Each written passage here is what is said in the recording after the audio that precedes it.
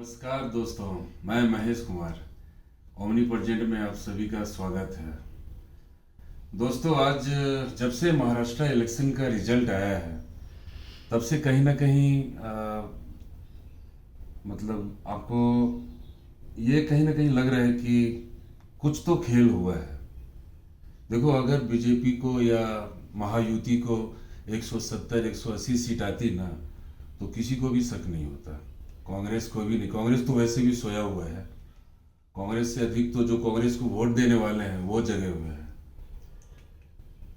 तो अगर ये 170-80 रहता तो कोई प्रॉब्लम नहीं था, लेकिन 234 सीट 288 में 234-35 ये इतनी आसानी नहीं। मतलब ये कोई वेव नहीं चला, ये 2014 का चुनाव नहीं था और यहाँ कोई मोदी खड़ा नहीं था, यहाँ पे शिंदे था यहाँ पे खड़ा हुआ। वो शिंदे जो अभी अभी शिवसेना को धोखा दे के आया था।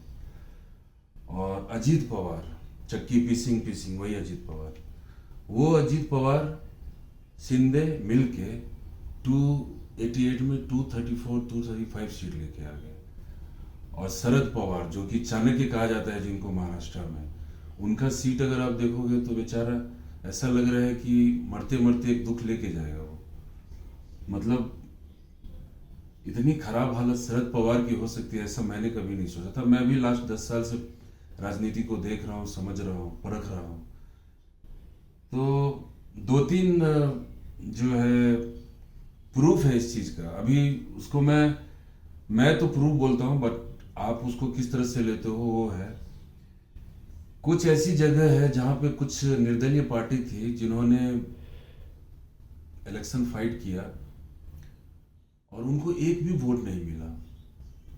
दोस्तों, एक परिवार में वो खुद उसने बोला कि मैं 5 घर में हूँ, मैं खुद हूँ, चलो मेरी बीवी मेरे को धोखा दे सकती है, माँ दे सकती है, हाँ मेरी बहन दे सकती है, मेरी बेटी दे सकती है धोखा, वो वोट हो सकता है बीजेपी को दे दे या कांग्रेस को दे दो।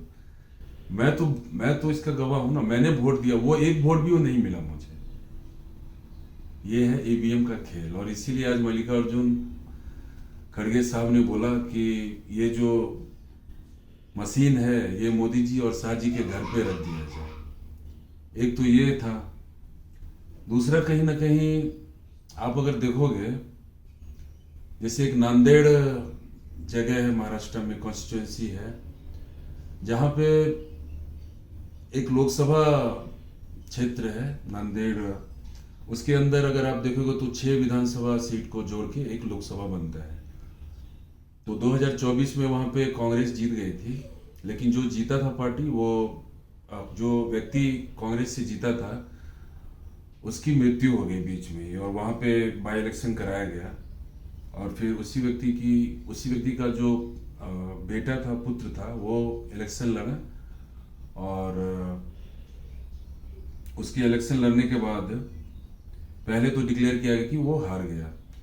उसके बाद फिर उसने बोला कि नहीं, रिकाउंटिंग होना चाहिए, मुझे लगता है कि मैं यहाँ पे जीता हूँ। और जब वो रिकाउंटिंग हुआ दोस्तों, तो आप विश्वास करोगे, यहाँ पे टोटल 5 लाख, ये लोकसभा था। और चूंकि बाई इलेक्शन जब होता है तो वो विधानसभा के साथ ही हुआ था, और लोकसभा और विधानसभा दोनों का जो वोटिंग होता है वो साथ में होता है। एक में जैसे मान लो मैं एक वोटर हूँ, मैं जाता हूँ वोटिंग करने, बैलेट यूनिट पे मैं वोट देने जब जाता हूँ, बटन दबाने जाता हूँ, तो मेरे पास 2 मशीन रहता है, 2 बैलेट यूनिट रहता है। और एक जब मैं जाता हूँ तो एक लोकसभा के लिए दबाता हूँ और एक विधानसभा के लिए। तो लोकसभा के लिए कांग्रेस को 5,86,000 वोट पड़ा था, और बीजेपी जब रिकाउंटिंग हुई तो 5,85,000 वोट बीजेपी को पड़ा। और मात्र कुछ 1,000 कुछ कम वोटों से कांग्रेस फिर से वहां पे दोबारा जीत गई जब रिकाउंटिंग हुआ तब। लेकिन उस रिकाउंटिंग की वजह से क्या हुआ, वो पता चला कि जब लोकसभा का बटन चेक किया गया तो 5,86,000 था, लेकिन जब विधानसभा का देखा गया तो कांग्रेस को सिर्फ 4,27,465 सीट मिला था। अभी मैं जा रहा हूं तो इसमें से कितने लोग होंगे जो कि बोलेंगे कि नहीं, मैं अभी तो लोकसभा में तो मैं बीजेपी को डालूंगा और कांग्रेस को मैं विधानसभा में डालूंगा। ऐसा तो नहीं, एक व्यक्ति जाता है तो ज्यादातर चांस यही है कि वो लोकसभा और विधानसभा दोनों में सेम पार्टी को डाले, ऐसा प्रोबेबिलिटी ज्यादा रहता है। लेकिन मैं मानता हूं कभी कभी गड़बड़ हो सकता है, बाई मिस्टेक हो सकता है, और कुछ लोग ऐसे भी होते हैं जिनको लगता है कि नहीं बीजेपी केंद्र में अच्छा है, मोदी जी का सरकार है, तो मैं अभी बीजेपी को डालूंगा, लेकिन विधानसभा के लिए मैं कांग्रेस को डालूंगा। इस तरह से बातें हो सकती है। यहाँ पे 1,59,000 सीट का जो है डिफरेंस रहा कांग्रेस को। सेम जगह, सेम मशीन, सेम मुद्दा, सब चीज सेम के बावजूद भी कांग्रेस को 5,86,000 लोकसभा में मिलता है और विधानसभा में 4,27,000। उसी बीजेपी को 5,85,000 मिलता है लोकसभा के चुनाव में जो बाई इलेक्शन हुआ था, और 6,12,000 मिलता है विधानसभा में। दोस्तों ये लगभग 1,30,000 का डिफरेंस होता है। बाकी जो सीट होगा किसी और निर्दलीय पार्टी को गया होगा, लेकिन ये डिफरेंस है। ये 1,30,000 सीट बढ़ जाता है विधानसभा में बीजेपी का, मतलब 1,30,000 लोग। और ये विधानसभा में 6 कॉन्स्टिट्यूएंसी है, मतलब अगर आप एवरेज निकालोगे तो पर जो विधानसभा का जो क्षेत्र होता है उसमें पर सीट जो है वो 25,000 एवरेज सीट बढ़ गया बीजेपी का। तो एक जो है ये भी यहाँ पे भी शक पैदा होता है कि ऐसा नहीं होता है कभी भी। अगर ये डिफरेंस 2-4% का रहे तो समझ में आता है, ये डिफरेंस बहुत बड़ा है। 1,59,000 सीट, टोटल 12 लाख वहां पे वोटर्स हैं। 12 लाख में से 1 लाख 1.5 लाख का सीट जो है वो कांग्रेस का घट जाना और 1,30,000 बीजेपी का बढ़ जाना, वो भी विधानसभा में, ये दिखाता है कि कुछ ना कुछ तो खेल जरूर हुआ है। दोस्तों एक है कि आप सपोर्टर किसके हो ये मायने नहीं रखता है, आप बीजेपी के सपोर्टर हो या कांग्रेस के सपोर्टर हो, मायने एक चीज जरूर रखता है कि जब वोटिंग हो, देखो खेल में कम मजा आता है। आपको अगर पहले से ही बता दिया जाए कि ये मैच इंडिया में हो रहा है और रोहित शर्मा ने पिच को ऐसे बनाया है और ऑस्ट्रेलिया का हारना तय है, दोस्तों आपको मैच देखने में बिल्कुल मजा नहीं आएगा। मैं ये सोचता हूँ कि राजनीति में भी ऐसा ही होना चाहिए कि खेल जो है वो बराबर का होना चाहिए। आप यहाँ देखो खेल कहाँ बराबर का दिख रहा है आपको। पहले तो उन लोगों का एक अलग अलग जो है रूलिंग पार्टी का एक अलग अपना वर्चस्व रहता है पैसे के मामले में, और भी बहुत सारे चीज होती है जो कि जहाँ पे उनका वर्चस्व रहता है। तो ये एक दूसरा मेरे को डाउट ये मैं दिखा रहा था आपको। तीसरा है अजीत पवार का जो लोकसभा में था वो सिर्फ 3% वोट था अजीत पवार, जिसपे कि महाराष्ट्र का अगर कुछ पार्ट हम छोड़ दें, बाकी जगह अजीत पवार को कोई लाइक नहीं करता है, ना ही कांग्रेस के सपोर्टर ना ही बीजेपी के सपोर्टर। उसका सीट अभी विधानसभा में 3 से 9% बढ़ गया। और अजीत पवार को सीट किसका मिलना चाहिए?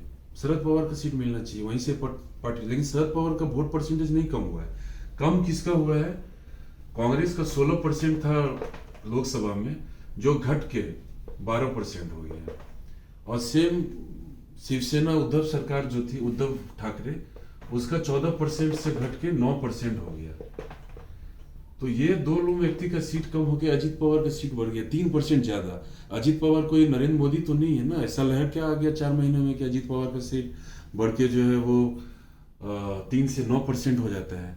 तो ये 2-3 डाउट है जिसपे मेरा मन हुआ कि मैं बोलूं। महाराष्ट्र इलेक्शन में कौन जीता कौन हारा ये ज्यादा इंपॉर्टेंट नहीं रखता, लेकिन किस तरह से जीता और किसी को किस तरह से हराया गया ये बहुत इंपॉर्टेंट है।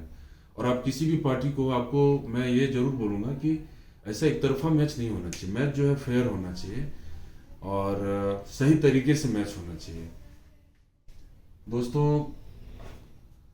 अभी अपोजिशन पता नहीं क्या करेगी इस मामले, क्योंकि हमारा अपोजिशन भी बहुत कमजोर है। अपोजिशन को चाहिए कि वो इस टॉपिक पे कुछ भी किसी भी हद तक जाने के लिए तैयार हो, और उनके पास जो 2-3 जीता जागता सबूत है जो मैंने बताया अभी, और बाकी भी यूट्यूब पे आप देखोगे तो आपको मिलेगा, उस पर उनको जरूरत है कि वो एक साथ अपोजिशन हो के उस चीज को जो है बगावत करे या रोड पे उतरे, जो भी करना है वो करें।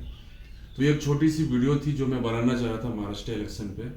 आपको अच्छा लगे तो सब्सक्राइब करना और शेयर करना अधिक से अधिक लोगों को। ये चीज हर लोग के पास पहुंचना चाहिए कि बेईमानी तो हो रही है, बेईमानी नहीं होनी चाहिए, इलेक्शन होनी चाहिए। धन्यवाद दोस्तों।